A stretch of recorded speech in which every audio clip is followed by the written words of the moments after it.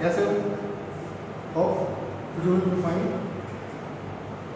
आज हम retirement of partnership के बारे में डिस्कस कर रहे थे। उसमें हमने डिस्कस किया था कि किस तरीके से हम न्यू रेशो और गेन रेशो को कैलकुलेट करते हैं। आज हम उसी फेज में उसकी अकाउंटिंग ट्रीटमेंट ऑफ गुडविल उसके बारे में हम डिस्कस करेंगे। भाई जब रिटायरिंग एक पार्टनर रिटायरमेंट लेता है, जैसे हमने एक एग्जांपल ले रखा था एबीसीआर partner, suppose B got retirement. उस सिचुएशन के अंदर जब गुडविल जो बी पार्टनर है जब वो रिटायर होगा तो जब तक वो फर्म में एग्जिस्ट कर रहा है उस टाइम तक टोटल फर्म की गुडविल इवेल्युएट की जाएगी। वो गुडविल की इवेल्युएशन किसी भी तरीके से हो सकती है। आपको वो एवरेज प्रॉफिट मेथड से गुडविल कैलकुलेट करनी कह सकता है, आपको वो सुपर प्रॉफिट मेथड से गुडविल कैलकुलेट करनी कह सकता है, या फिर वो कैपिटलाइजेशन मेथड से। या तो ये हो सकता है कि वो आपको गुडविल कैलकुलेट करने के लिए कहेगा आपको टोटल फर्म की गुडविल कैलकुलेट करनी पड़ेगी। उस टोटल फर्म की गुडविल कैलकुलेट करने के बाद आपको जो रिटायरिंग पार्टनर है उस रिटायरिंग पार्टनर का शेयर कैलकुलेट करना पड़ेगा और उसकी गुडविल की अकाउंटिंग ट्रीटमेंट करनी पड़ेगी। नहीं तो मोस्ट ऑफ द क्वेश्चन में क्या होगा कि आपको या तो total goodwill of the firm दी होगी या फिर आपको रिटायरिंग पार्टनर के शेयर ऑफ गुडविल के बारे में वो बात करेंगे। तो जिस तरीके से भी वो कहता है उसी तरीके से हम जो है उसकी गुडविल के अकाउंटिंग ट्रीटमेंट की बात करेंगे। यहाँ पे जो अकाउंटिंग ट्रीटमेंट है, देखिए जब हम एडमिशन के टाइम गुडविल के अकाउंटिंग ट्रीटमेंट करते थे तो आपको ध्यान होगा अकाउंटिंग ट्रीटमेंट में दो केस दिए हुए थे आपको। When new partner bring share of goodwill in cash और जब वो नॉट इन कैश, तो दोनों सिचुएशन में हमने जो है एंट्रीज पास की। यहाँ पे वो आपको सिंपल जो रिटायरिंग पार्टनर है उसके गुडविल की हमने एक ही एंट्री पास करनी है, पर उससे पहले एक एंट्री आपको और ध्यान रखनी है जिसको आप भूल जाओगे। इसको भूलना नहीं है, इसको ध्यान रखना है। When goodwill already appears in the books, when goodwill already appears in the books,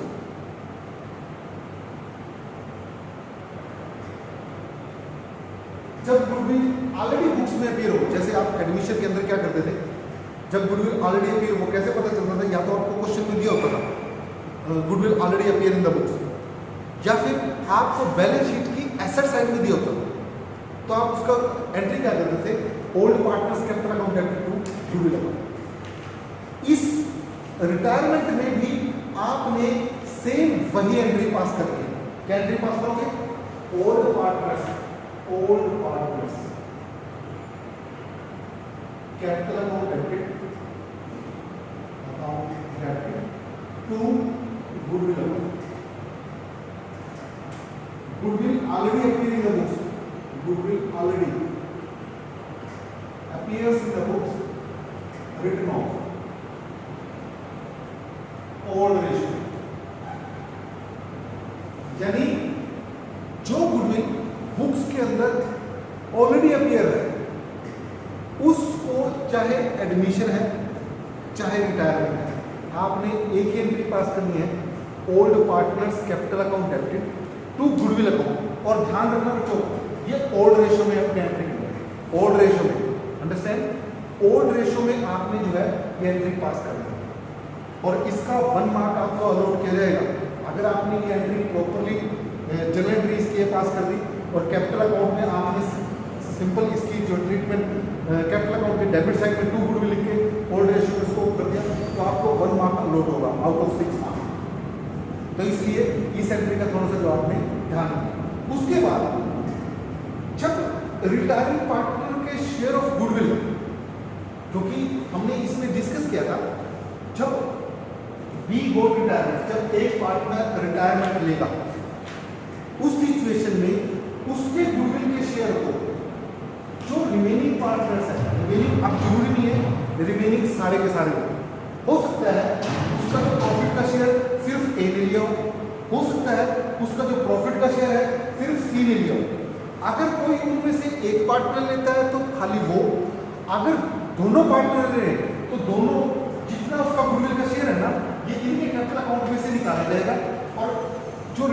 partner है उसके कैपिटल अकाउंट के अंदर इसको क्रेडिट कर दिया जाए।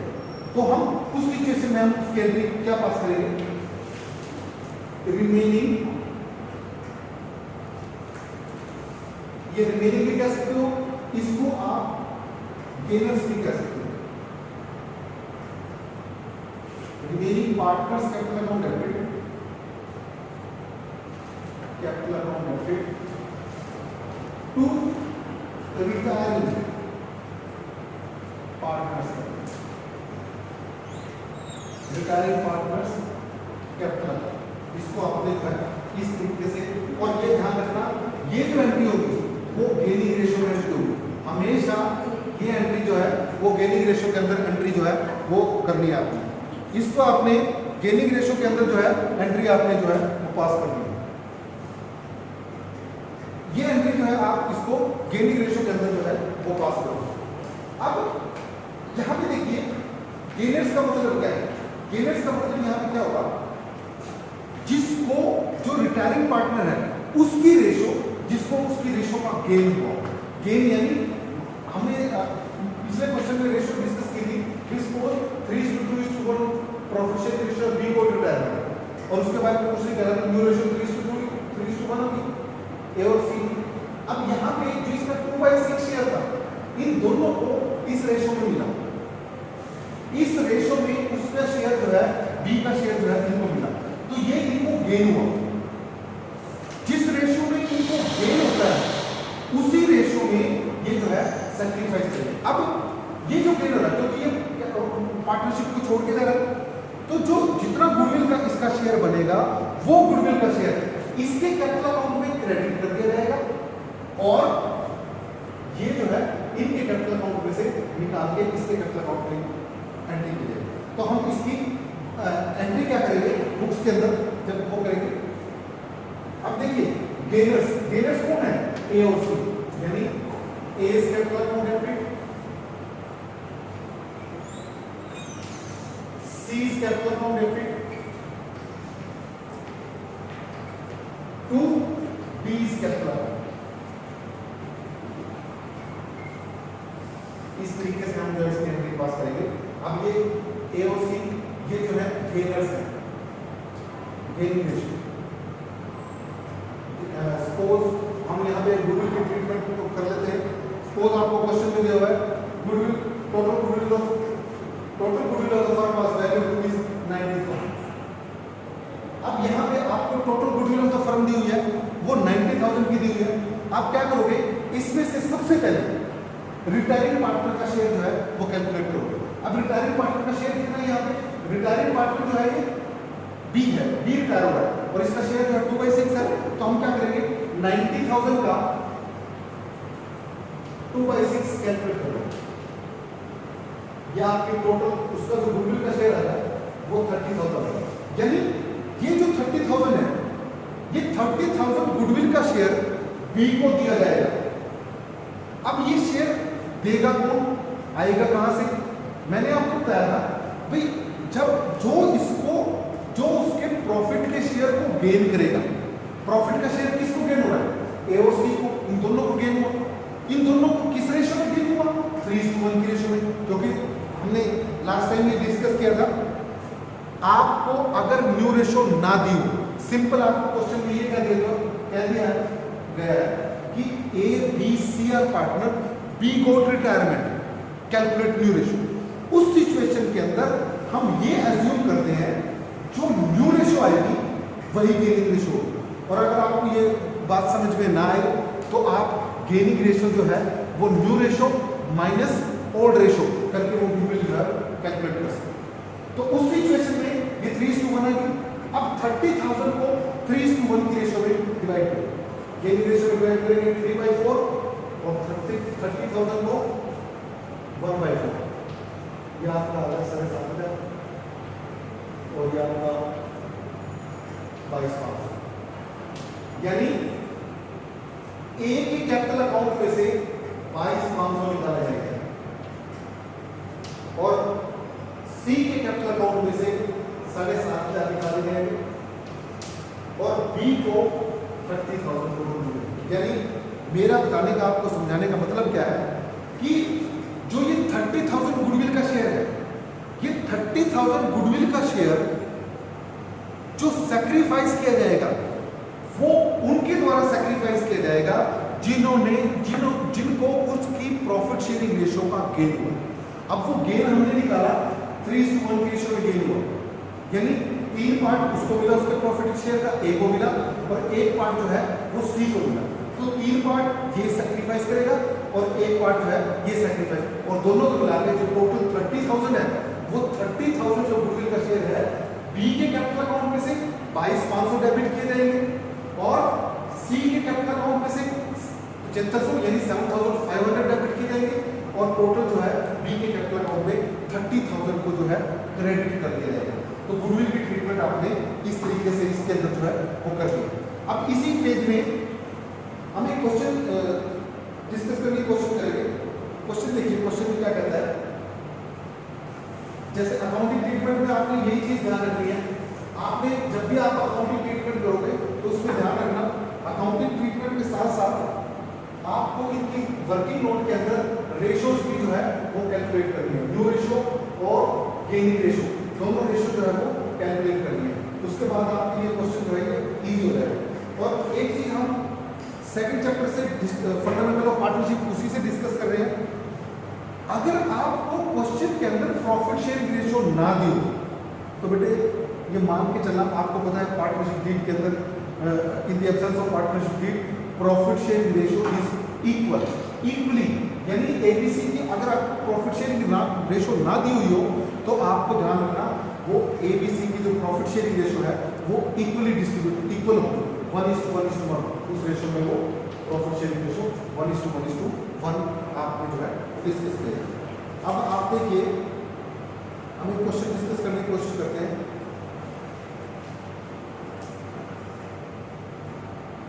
यहाँ पे देखिए A B C and D are partner, ये ऑन पेज 4.14 पे